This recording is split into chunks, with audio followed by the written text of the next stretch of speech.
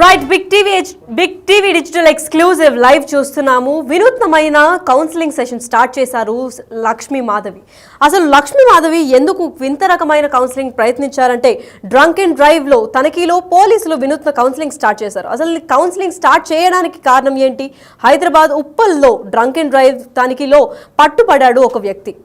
అయితే లక్ష్మీ మాధవి వినూత్నంగా కౌన్సిలింగ్ ఇవ్వడానికి ప్రయత్నించారు. తన కొడుకు చేతే తాగి వచ్చిన తండ్రితో ప్రమాణం చేయించారు. అయితే నాన్న నువ్వు మాకు కావాలి, నువ్వు మరోసారి తాగి బైక్ నడపొద్దు అని ప్రామిస్ చేయి అని ప్రమాణం చేయించారు. అయితే ఈ వీడియో సోషల్ మీడియాలో వైరల్గా మారింది. మేడం మీరు గ్రేట్ అంటూ ఎస్హెచ్ఓ లక్ష్మీ పైన కూడా ప్రశంసల వర్షం కురిపిస్తున్నారు.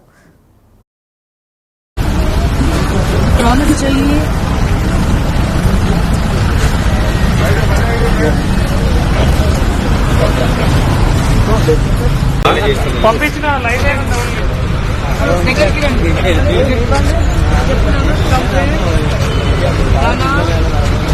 డోంట్ డ్రింక్, తాగకు ప్లీజ్.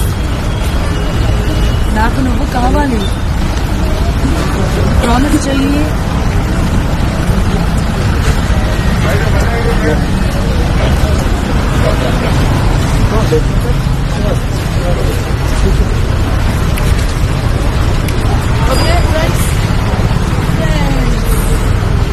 అటుపండు హ్యాపీ హ్యాపీ, అటుపండు హ్యాపీ హ్యాపీ, వచ్చుడు హ్యాపీ హ్యాపీ. ఓకే పంపించిన లైవ్ అయితే నెట్టింట వైరల్ అయిన ఈ రీల్ పై మరింత సమాచారం అందివ్వడానికి మా ప్రతినిధి నగేష్ లైన్ లో ఉన్నారు. వారిని అడిగి తెలుసుకుందాం. నగేష్ చెప్పండి, అసలు సోషల్ మీడియాలో ఈ రీల్ తెగ వైరల్ అయిపోతుంది. అయితే ఎస్హెచ్ఓ లక్ష్మీ మాధవి పైన ప్రశంసల వర్షం కూడా కురిపిస్తున్నారు. అసలు కొత్త విధంగా కౌన్సిలింగ్ ఇవ్వడం పైన అసలు ప్రజలు ఏమనుకుంటున్నారు? లక్ష్మీ మాధవి ఉప్పల్ ట్రాఫిక్ లో సిఐగా చాలా సంవత్సరాలుగా విధులు నిర్వహిస్తున్నారు. అంటే ఆమె ఒక సాధారణ స్థాయి నుండి ఎస్హెచ్ఓగా సిఐగా ప్రస్తుతం సర్కిల్ ఇన్స్పెక్టర్ గా ఎదిగిన తీరుపైన కూడా పలువురు పోలీసులు రకరకాలుగా ఆమెను గతంలోనే చాలా విధంగా అభివర్ణించారు. ఇప్పుడు జరిగిన ఇష్యూ పైన కూడా నెట్టింట్లో పెద్ద ఎత్తున వైరల్ అవుతుంది. లక్ష్మీ మాధవి మేడం మీరు గ్రేట్ అని ఒక ట్యాగ్ చేస్తూ ఎక్స్ వేదికగా, అలాగే సోషల్ మీడియా ఫేస్బుక్ కానీ వాట్సాప్ కానీ వివిధ రకాల మాధ్యమాల్లో కూడా ఆమె ఇప్పుడు గ్రేట్ అంటూ ఆమె కొనియాడుతున్నారు. ఎందుకంటే సాధారణంగా డ్రంక్ అండ్ డ్రైవ్ లో పట్టుబడితే లైసెన్స్ రద్దు చేస్తారు, కౌన్సిలింగ్ ఇస్తారు, చలాన్లు వేస్తారు. వాళ్ళందరినీ కోర్టులో హాజరుపరిచిన సమయంలో కూడా వాళ్ళ డ్రంక్ అండ్ డ్రైవ్ పాయింట్స్ చెప్పకుండా కనుక వాళ్ళని జైలు కూడా పంపిస్తారు.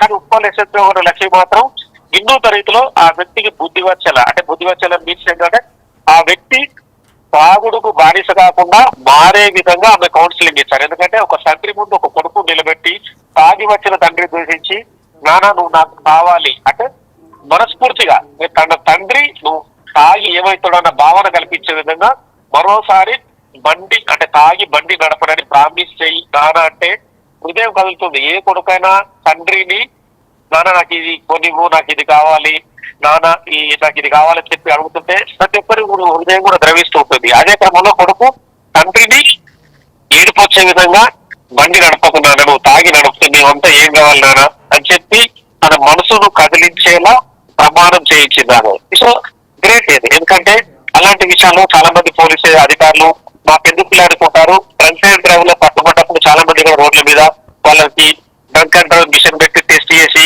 వాళ్ళని ఏదైతే రిసిప్ట్ ఇచ్చేసి వాళ్ళకి వాళ్ళ బండి లాక్కొని తదుపరి పోలీస్ స్టేషన్ కు తీసుకెళ్లి తర్వాత జడ్జి ముందు ఆధారపరుస్తుంటారు. కానీ చాలా మంది ఏంటంటే ఇలాంటి ఇష్యూస్ జరిగినప్పుడు జడ్జి రకరకాలుగా శిక్షలు వేస్తుంటాడు.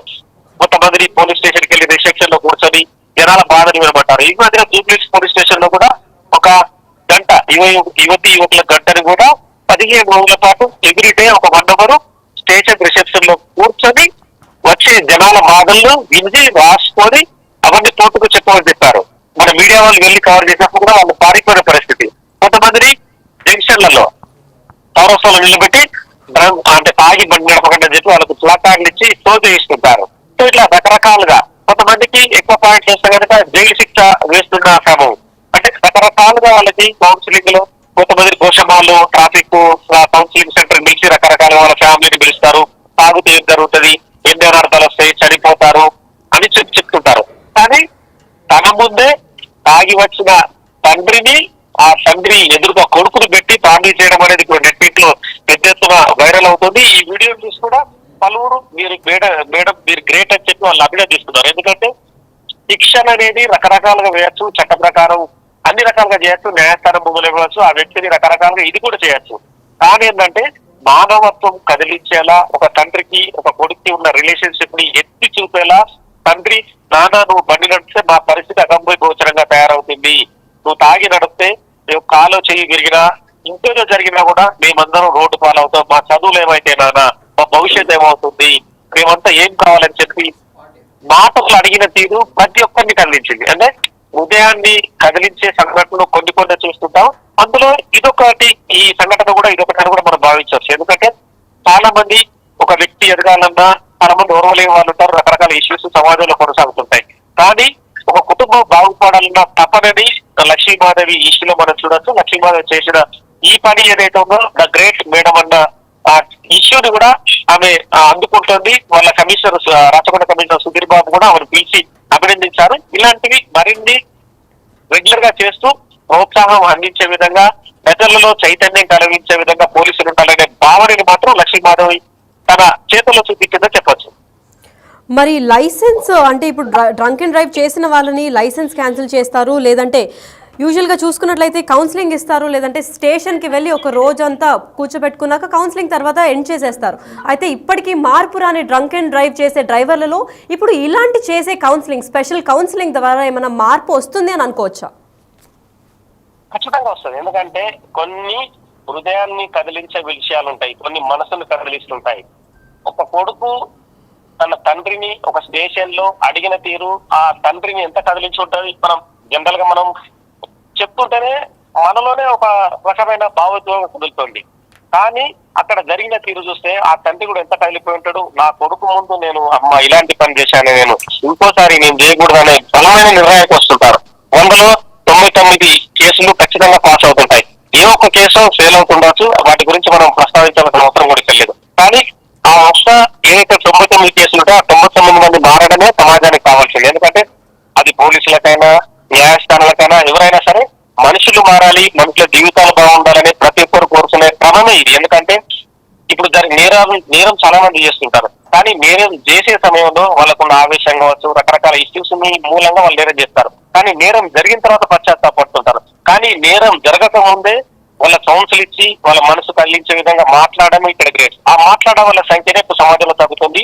ఆ తగ్గడం మూలానే నేరాలు జరుగుతున్నాయి, భార్య భర్తలు విడిపోవడం కావచ్చు, రకరకాల ఇష్యూస్ జరుగుతున్నాయి. కౌన్సిలింగ్ సెంటర్లు కూడా కోకొల్లుగా వందలాదిగా పుట్టుకొస్తున్నాయి. ఎందుకు పుట్టుకొస్తుంటాయి? మనుషుల మధ్య ఒకరికొకరు సరిగా చెప్పుకోకపోవడం, మనుషుల మధ్య మాటలు లేకపోవడమే ఇలాంటి పరిస్థితి దారుణం అవుతుంది.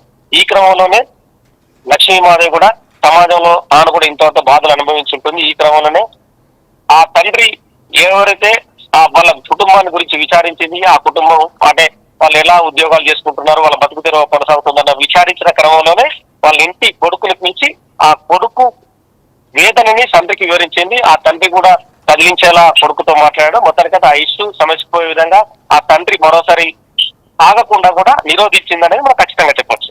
Right, thank you for the information Nagesh. Right, అయితే ఈ ఘటన పైన అందరూ ప్రశంసల వర్షాలు కురిపిస్తున్నారు. ఎస్హెచ్ఓ లక్ష్మీ మాధవి కరెక్ట్గానే చేసింది అంటున్నారు. ఎవరైనా పిల్లలకి వాళ్ళ పేరెంట్సే ఇన్స్పిరేషన్ అవుతారు కాబట్టి పిల్లలు ఉన్నప్పుడు కూడా అసలు ఇలాంటివి చేస్తే వాళ్ళకి ఎటువంటి ఇన్స్పిరేషన్గా అసలు దేన్ని చూసి నేర్చుకుంటారో అని చెప్పి వాళ్ళ నాన్నకు కూడా కరెక్ట్గా బుద్ధి వచ్చింది. ఎందుకంటే నాన్న మేము మీకోసం అందరం వెయిట్ చేస్తూ ఉంటాము అని చెప్పి తన కొడుకుతోనే స్వయంగా ప్రామిస్ తీసుకొని మార్పు వచ్చేలాగా చూస్తుంది. కాబట్టి ఇలాంటివి అంటే పోలీసులు ఎన్ని ఫైన్లు వేసినా పోతే డబ్బులే పోతాయి కదా అని చెప్పి నిర్లక్ష్యం వహిస్తూ ఉంటారు. అయితే ఫ్యామిలీ మెంబర్స్ ఎప్పుడైతే ఈ స్టాండ్ తీసుకొని వాళ్ళు కేర్ తీసుకుంటారో అప్పుడు డ్రంక్ అండ్ డ్రైవ్ కేసెస్లో ఇంకా యాక్సిడెంట్స్ కూడా అరికట్టచ్చు అని చెప్పి లక్ష్మీ మాధవి కూడా చెప్తున్నారు.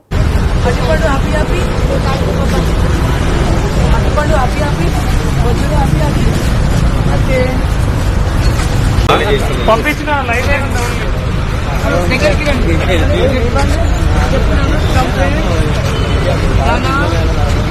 Don't drink, please.